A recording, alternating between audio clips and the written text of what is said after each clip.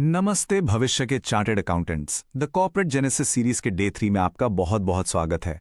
आपके आईसीआई विशेषज्ञ के रूप में आज मैं आपको एक बेहद ही सिनेमैटिक जर्नी पर ले जाने वाला हूं। आज हम कंपनी की लाइफलाइन यानी पूंजी जुटाने के कानूनी तंत्र को डिकोड करेंगे। सेक्शन 23 से 42 तक की वो सारी बारीकियां समझेंगे जो आपके एग्जाम्स के लिए एब्सोल्युटली क्रूशल हैं। तो चलिए शुरू करते हैं। आज हम इन 6 अहम पड़ावों से गुजरेंगे। सबसे पहले पूंजी जुटाने के कानूनी तरीके, फिर प्रोस्पेक्टस यानी उत्तम विश्वास का अनुबंध, उसके बाद शेल्फ और रेड हेरिंग प्रोस्पेक्टस को समझेंगे, फिर मिनिमम सब्सक्रिप्शन का थ्रिल देखेंगे, धोखाधड़ी के गंभीर परिणामों पर बात करेंगे और आखिर में कल के सेशन की एक छोटी सी झलक देखेंगे। पहला पड़ाव, पूंजी जुटाने के कानूनी तरीके। इसे समझने के लिए चलिए एक कहानी में चलते हैं। सीन इमेजिन कीजिए, हम आर्या के नए ऑफिस में हैं। उसकी टेबल पर बिल्कुल फ्रेश सर्टिफिकेट ऑफ इनकॉर्पोरेशन चमक रहा है और वो अपने लैपटॉप पर एक बहुत ही सीरियस कानूनी दस्तावेज ड्राफ्ट कर रही है।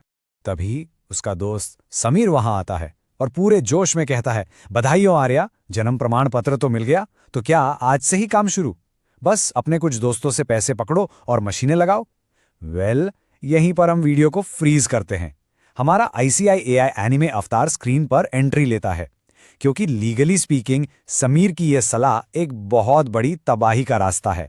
चलिए अपने कॉन्सेप्ट क्लासरूम में चलते हैं। सेक्शन 23 बिल्कुल साफ कहता है कि कोई भी पब्लिक कंपनी ऐसे ही रैंडमली पैसे पकड़ नहीं सकती। आपके पास 3 ही लीगल तरीके हैं। पहला, आप पब्लिक ऑफर लाएं यानी आईपीओ या एफपीओ।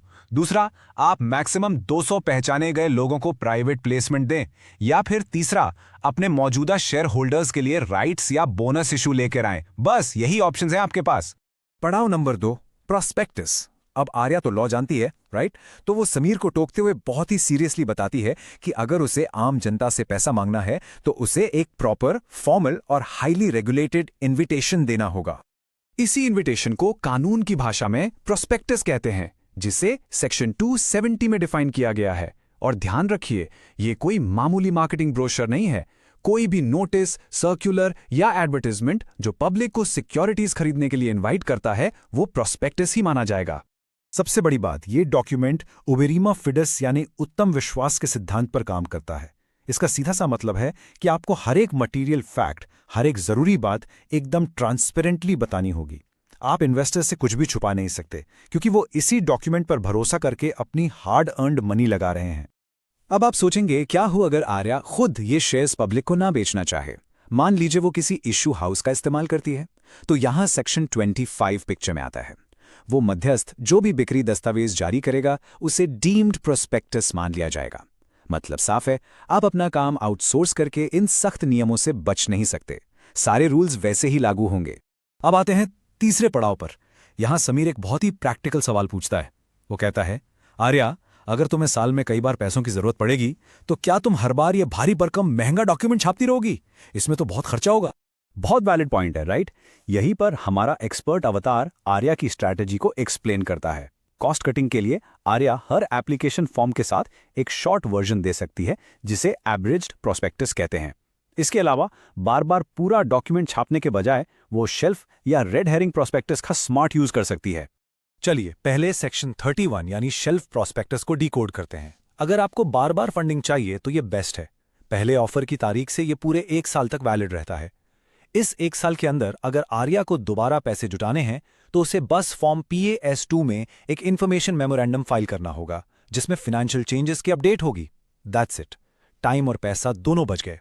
और दूसरा ऑप्शन, अगर आर्या चाहती है कि मार्केट खुद उसके शेयर्स का सही प्राइस तय करे, तो सेक्शन 32 उसे रेड हेरिंग प्रोस्पेक्टस इशू करने की पावर देता है। इसमें जानबूझकर शेयर की प्राइस या क्वांटिटी मिसिंग होती है और इसे बुक बिल्डिंग प्रोसेस के जरिए खोजा जाता है। लेकिन इसमें एक बहुत सख्त नियम है। आपको इसे ऑफर खुलने से कम 3 दिन पहले ROC यानी रजिस्ट्रार ऑफ कंपनीज के पास फाइल करना ही होगा। अब बढ़ते हैं चौथे पड़ाव की ओर। कहानी में थोड़ा थ्रिल लाते हैं। समीर पूछता है, अच्छा ये बताओ, तुमने पब्लिक से 100 करोड़ मांगे लेकिन मिले सिर्फ 50 करोड़, तो क्या तुम वो 50 करोड़ रखकर आधे लेवल पर अपना बिजनेस शुरू कर सकती हो?